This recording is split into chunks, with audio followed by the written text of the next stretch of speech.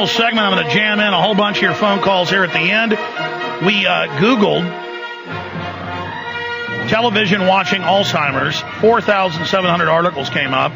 Here's just one of the brain and cognition from a major university. The relationships between television viewing in midlife and the development of Alzheimer's disease in a case-controlled study. And this is, again, a major international study conducted by a whole bunch of universities in coordination. Now, I had to go in there and help them Google that.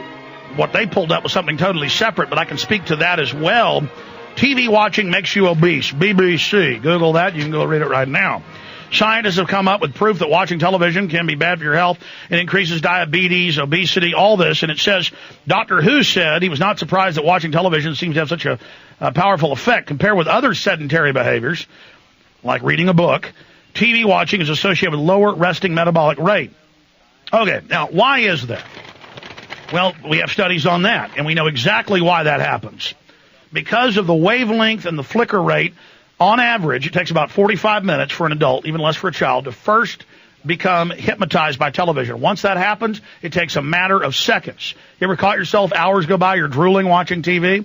It puts you into a lower brain wave, into a sleeping mode. Now, for some reason, video games, long play video game, where you focus, the added concentration brings you into a near-death state of oxygen narcosis. They don't know why, but the brain stops delivering oxygen, and you begin simulated death. Oh, don't believe me? Google it. Don't believe me, Paul? Google it. Hundreds of studies on that. People, that's why they're dying playing video games. And they know all of this because they actually tune the television screens to the most devastating wavelengths. Got a friend high up in the UT psychology department gave me a tour one time. Half of the thing was all about just flicker rates. They got these monkeys with wires in their heads, and they implant them, and they've got flickering screens.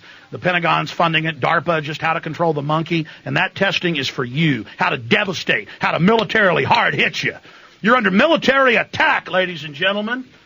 You need to understand that. This is highly compartmentalized and not even classified.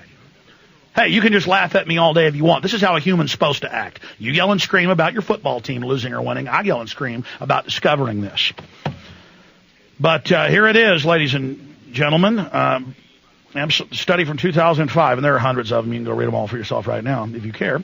Okay, let's go ahead now and go to your calls. Stephen in New York. I'm going to give each of you about a minute because I want to get to everybody. Stephen, go ahead.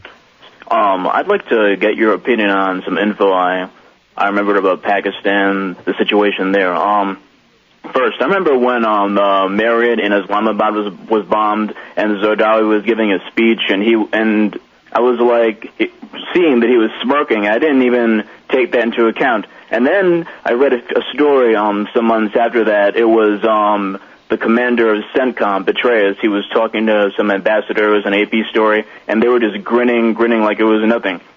And well, remember about that story about Syria, and they were doing renditions inside with the Syrians. And then there was a story, it was like 2 months ago, about the Syrians. They were having an agreement to do something. I think it was bombings.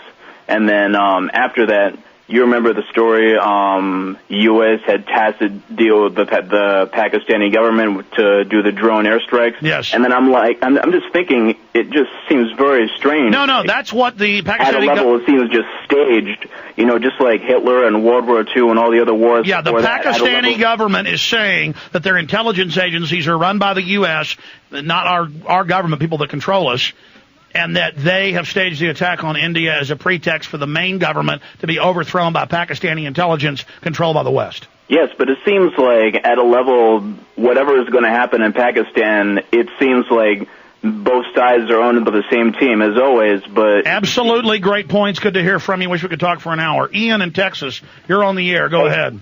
Hey, Alex. How's it going? Thanks. Good. Hey, I heard you talking about open carry earlier. I just wanted to call in and talk about that. I actually started the petition here in Texas about a year ago.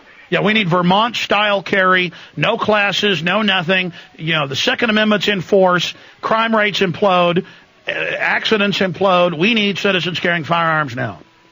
Exactly. I mean, we can't let our Second Amendment be ignored. And they turn a right into a privilege, and a privilege is something that can be revoked. Exactly. The state makes us jump through all these loopholes. A license is an authorization to do something that would be illegal. Yeah, it's a right, not a permission. That's right. I've been getting a lot of support with OpenCarry.org, and we raised over $10,000, get all these billboards up and everything. And, hey, you know what, Trey? Let's get this guy on. I'm going to put you on hold. And we're going to get your name and number. By the way, before I forget, I want to get Lindsey Williams back on this week. I had a bunch of brainstorm about guests I want on and then never told you. Here it is, Perspectives. This is your brain on video games. This is out of CNET News. Scientists are adding fresh fuel to the debate over video games and violence. And, and it goes into the brain going into the oxygen state. Okay. Let's go ahead and take another call here. Let's get his name and number. I've heard about what you're doing, Ian, so I want to have you on. Peter in California, you're on the air. Welcome. Hey, Alex, you there? Yes, sir. Yes, I don't think you realize that Posse Comitatus was violated at the Ronald Reagan Library 2 days before President's Day, 1993, where the Secret Service and MI5 had secured the area, and the Simi Valley Fire Department just rolled up and says, well, we have authority, we're gonna roll through and stuff. There was really no need for them to roll through, but... Well, Posse Comitatus, the 1878 law barring military engaging in law enforcement actions, has been systematically eroded covertly, but now Secretary of Defense Gates has openly announced they're abolishing the National Guard and federalizing it under Northcom. They're going to station regular Army for law enforcement activities on the streets of every city in the United States. CBS News, Associated Press last week.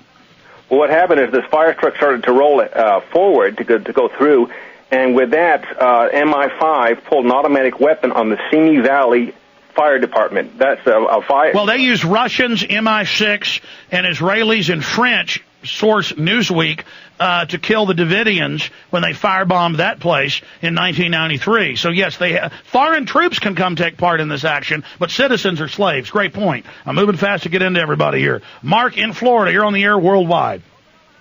Hi, Alex. Good to talk with you again. The thing I'm interested in hearing about is secrecy in government. Compartmentalization. What role do you think, as an ongoing thing, that secrecy should play in government, since it's obviously been so abused by the National Security Act? And 1947.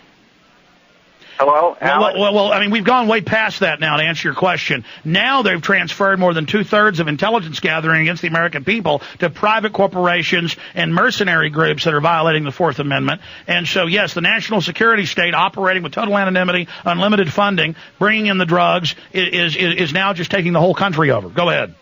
Now, we're all human beings, Alex. We all have our secrets and our private lives, and we want to be able to be private. And, these apparently, from what I've been listening on your program and just from my own life experiences as well, people like to get into things like secret societies where they think that they have the code and everything. Do you think that anybody in a secret society should be in government? I just think this is an ongoing thing that would be very interesting to hear about systematically in discussion. We need to debate that further. I believe in free association.